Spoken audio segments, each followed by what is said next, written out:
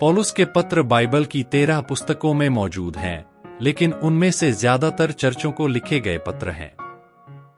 हालांकि उनमें से एक और दो तीमुथियुस और तीतुस जैसे पत्र हैं, जिनमें पौलुस ने विश्वास के बच्चों के लिए जरूरी वचन छोड़े हैं। फिलेमोन को लिखा गया पत्र, जिसे हम आज एक साथ पढ़ते हैं, वह एक बहुत ही छोटा पाठ है, जिसमें सिर्फ एक अध्याय है, जिसमें 25 आयतें हैं। फिलेमोन एक धनी व्यक्ति था। उसके पास एक बड़ा घर था और उस घर में यीशु के विश्वासी इकट्ठे होकर एक चर्च बनाते थे। शायद घर बड़ा होने के कारण वहां बहुत से नौकर थे। यदि आप पौलुस के पत्रों को पढ़ें तो ऐसा लगता है कि फिलेमोन न केवल विश्वास का व्यक्ति था, बल्कि उन विश्वासियों के प्रति भी बहुत विचारशील था जो उसके साथ अपने विश्वास को जीते थे। ऐसा कहा जाता है कि फिलेमोन के घर में रहने वाले विश्वासी फिलेमोन के कारण उत्साहित थे।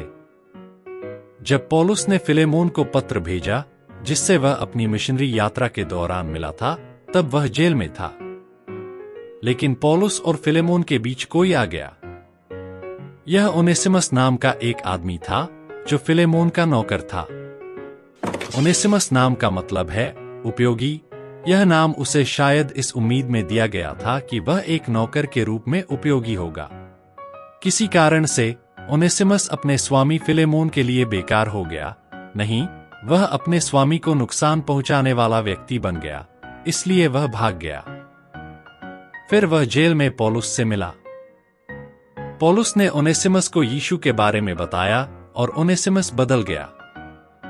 ओनेसिमस जेल में पौलुस की मदद करना और उसकी सेवा करना चाहता था और उसके साथ रहना चाहता था, लेकिन पौलुस ने उसे अपने स्वामी फिलेमोन के पास वापस जाने के लिए कहा और उसे अपने स्वामी को देने के लिए एक पत्र दिया। रोमी नियमों के अनुसार जब भागा हुआ ओनेसिमस अपने स्वामी फिलेमोन के पास लौटा, तो उसे अपने स्वामी फिलेमोन के साथ किए गए नुकसान की भरपाई करनी थी। चूंकि वह एक बेकार नौकर बन गया था, फिलेमोन ओनेसिमस को जेल में डाल सकता था या उसे किसी और को बेच सकता था।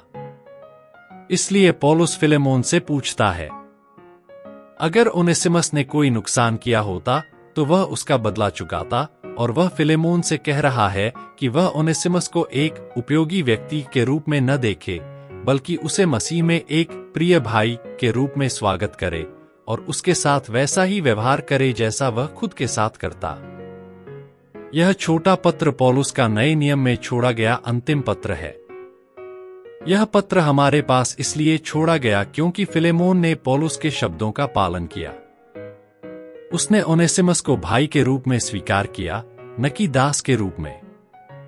यदि ऐसा होता तो क्या फिलेमोन और ओनेसिमस के बीच, साथ ही उसके घर के अन्य दासों के बीच का रिश्ता बहुत बदल नहीं जाता? सभी ध्यान दें।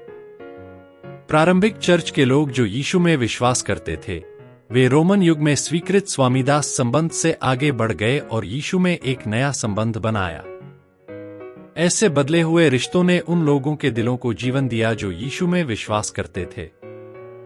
क्या यह उन भावुक हृदयों के कारण नहीं है कि आज यह विश्वास हम तक पहुंचा है?